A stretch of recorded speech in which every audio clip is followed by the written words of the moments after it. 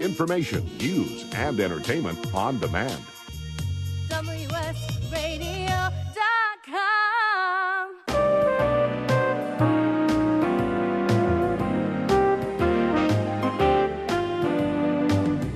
There are 5 big reasons why cottage food businesses fail, but we're going to help you overcome those, and we're going to help you succeed.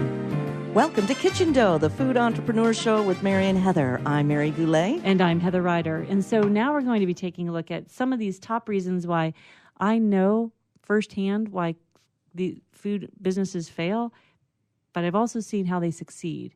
And so we're going to take a look at each one of these top reasons why people fail, but how you can overcome it if you are considering becoming a food entrepreneur and how you can succeed. Yeah, and I know that this isn't the sexy part of Kitchen Dough. Like, the sexy part is hearing the stories, the success stories of people that are out there doing it and maybe scale to a commercial kitchen or at a farmer's market and all that.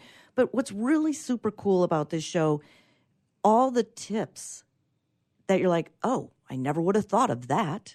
We don't want you to trip and fall on your way to success. We want to help you glide there by giving you, these are obstacles you could run into, and here's how you can get over them. And you'll still have your own trips and falls, and that's part of the whole learning curve. But if we can help shorten some of that learning curve for you, that's what we love doing. So the number one reason why businesses fail is they start a business for the wrong reasons.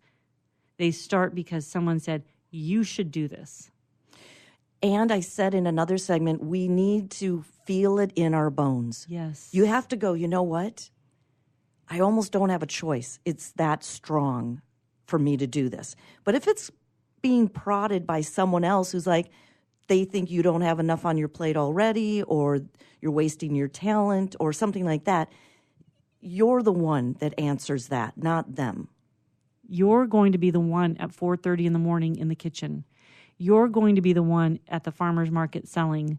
You're going to be the one responsible. So do it because you want to. Don't do it because someone said you should do it. Yes. So if you're being shit on, then respond by saying, great idea. How many can I put you down for every month? Yeah. I take cash and personal checks. Exactly. Or you can Venmo me. Right? That's cool. Okay. But do it because you want to, and that you really want to. Because there's going to be hard work involved. Mm-hmm. And you don't want resentment to build toward the other people. Okay. The second reason, working without a plan, just starting without really thinking through that this is not just a hobby and you're just whipping up batches of cookies for families and friends. Just out of curiosity, Heather, how many donuts do you think you sell when you go do a farmer's market? Oh, I know. Okay. I'm just curious, like just a roundabout number. Yeah.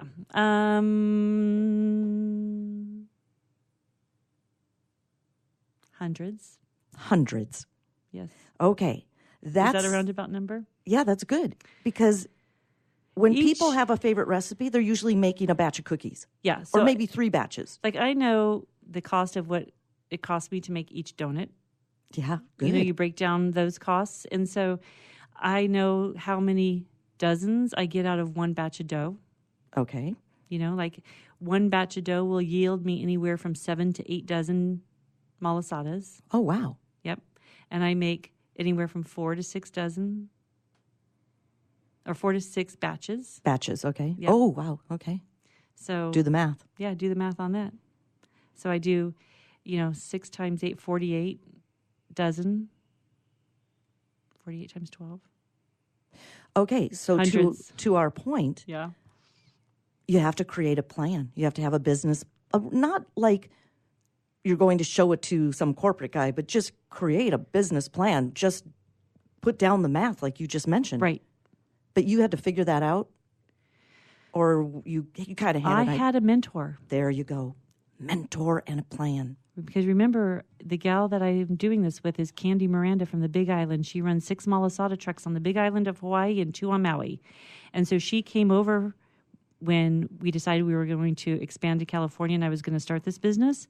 She came over. So finding a mentor, having a plan and finding somebody who can help you is a great way to avoid a lot of failure is that having a mentor, somebody to guide you and listening to them. Critical to listen to the people that want to help you. Don't reinvent the wheel. No. Use the same drawing that's been working forever. Okay, you don't have a budget. Yeah. So I'm a big proponent, and I know this is going to sound silly. I like to siphon $20, $40, and put it away in like a box. Like I have a little locking box. And I just put it there. One, because you never know emergencies, or I just need cash that I want to grab. We have to look at the way we spend money, what we spend it on, and save for doing something like this. Now, go ahead. No, I was going to say maybe you have another angle on the budget part, but No, I think it's totally. I think we have an amnesia swiping. We don't remember what we're charging on our cards, and then we look and go, "Where'd all my money go?" No, and I actually did that. Made that mistake too with this malasada business. Is I just went and I just started buying things that I thought that I might need. So I was buying in anticipation and not based on what I knew that I needed. So I really think that if I had just a really clear budget of what I was going to spend, it would have made me more discerning on my purchases, right? Yeah. And then I think that's true. If you're dreaming about doing this and you're thinking about it, start saving a little bit of money right now. It's $10, $20 or whatever you can set aside at certain increments. Have that little envelope that you slide the money in and you close it and you set it aside. Forget it. Set it and forget it. My business budget. Yes. Yep. You got to understand the competition. Like if you have family and friends saying that you make the best fudge on the planet, you better start tasting fudge. Right. And when I thought about doing the malasada business here, malasadas are donuts. So I knew that anyone that was a donut was going to be my competition. And so what differentiated my donut, my malasada, from other donuts that are out there? So I knew that my fillings were different. So I knew that was kind of the differentiating factor about what makes my malasadas different from normal donuts. But then also that there were other people in restaurants that had malasadas. So I had to go around and taste. Oh, you did? I went around to different restaurants and different places that serve malasadas and realizing that everybody has a different recipe. So what was my differentiating recipe that made my malasadas different? So I know what makes my malasadas different than anyone else in my area. I know what that makes my malasadas different, and then I also know what differentiates me as a donut on two levels. I know what my differentiating factors are, what makes me different from the competition. Do you have a secret sauce? A couple of them. Yeah. Okay. Well, and it's the, So knowing what my fillings are and just knowing, my dough rises twice. It's a yeast-based dough. I make it fluffy. early. Yeah, it's like a big beignet, and then it's filled with just yummy like coconut or guava. And then I use locally sourced jams, like from Jackie's Jams. We use the guava in the jam. I use the strawberry. So so another differentiating factor is that I try to source as many of my ingredients locally as I can. And also the quality. Fine-tuning the quality. Nothing beats handmade. Right. Yeah, so I think that's just part of the research in the beginning of the business. Yeah, know your competition. You don't have to slam your competition. Like, there are so many great donuts in our area, right? So, and I'll eat those donuts, but I just know it makes mine different. So just because I have a donut doesn't make the other donuts bad all of a sudden. You know what I mean? But it also helped you structure your business to say, okay, I'm going to capitalize on the differentiation. And if somebody walks up and says, hey, I know about Leonard's, let me see, you're better than Leonard's. And you're like, I got this because I know mine are better. Just taste one. Yes. Very cool. So anyway, I just know what my differentiating factors are. So know your competition for sure. All right. And then being too shy is another one of those reasons why businesses fail, because they're thinking that people are going to walk through your front door, knock on the front door and say, hey, I want to buy some of your cookies. Here's my money. So I was going to ask you, when you started doing the farmers markets, were you a little nervous? Were you a little bashful about it? Or did you go, bam, I'm going to do this? Because you and I have been in media forever. Mm-hmm. And I'm not particularly shy. No, you're not. But I had never sold donuts before. Exactly. So was I a little bit, yes. And I was actually, it's so funny because I don't consider myself a shy person or... No, you're outgoing and friendly. But I didn't know about selling donuts to the public. And so I'm like, Candy, will you please? So Candy came to the first event that I did. She flew all the way from Hawaii and was there. And then I'm like, okay, I got this. Okay, good. She's going back, but I got this. So I agree. You know, another thing is that if you're feeling shy and you're feeling like you know that you're going to have to put yourself out there to make money, find somebody that supports you in that. Finding a mentor. Go back to the mentor, even if they don't sell donuts. Right. If they understand the whole thing. And it could be someone from a farmer's market that you befriended and they're like, help me get through the jitters. And then I also have to say real quick is thinking that once you do it, like the whole world, like people are going to flood your farmer's market stand. People know they have to get to know you. It's a slow build. Even if you have the greatest product in the world, if you don't kill it at the first farmer's market, that's okay. People have to get comfortable with you. They have to get to know you first before they do business with you. It's the same thing in business. More intimate process. Mm-hmm. All right. We are coming up on the next segment. How much can your cottage food business make? We're going to take a look at the numbers and how much can you actually make. Okay, you've been listening to Kitchen Dough, the Food Entrepreneur Show. We'll be right back.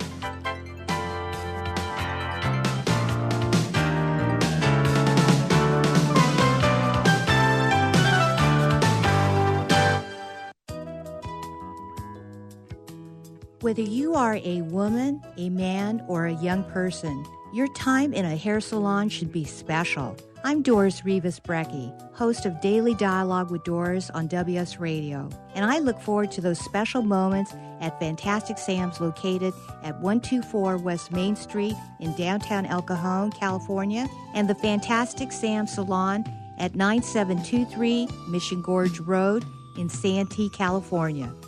I go to both depending on which way I'm heading out for work. Both salons are conveniently located by two major freeways. The Fantastic Sam's experience is always positive, uplifting, and family-friendly. Fantastic Sam stylists put your hair needs and desires first. So if you don't know Fantastic Sam's in El Cajon or Santee, California, why don't you give them a try and tell them Daily Dialogue with Doris sent you. Do you want to be a professional coach? Are you in business trying to make a real difference with people you manage or work with? Have you started a coaching practice that isn't quite getting off the ground? Get the skills you need to be a successful coach today with the Coaches Training Program from Accomplishment Coaching. The Coaches Training Program will show you how to help others focus and be more fulfilled.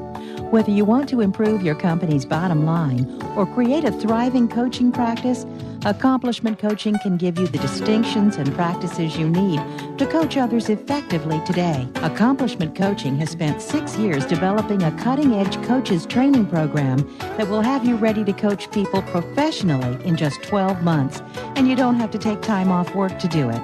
To find out more about the Coaches Training Program, just call 1-888-548-6813. That's 1-888-548-6813.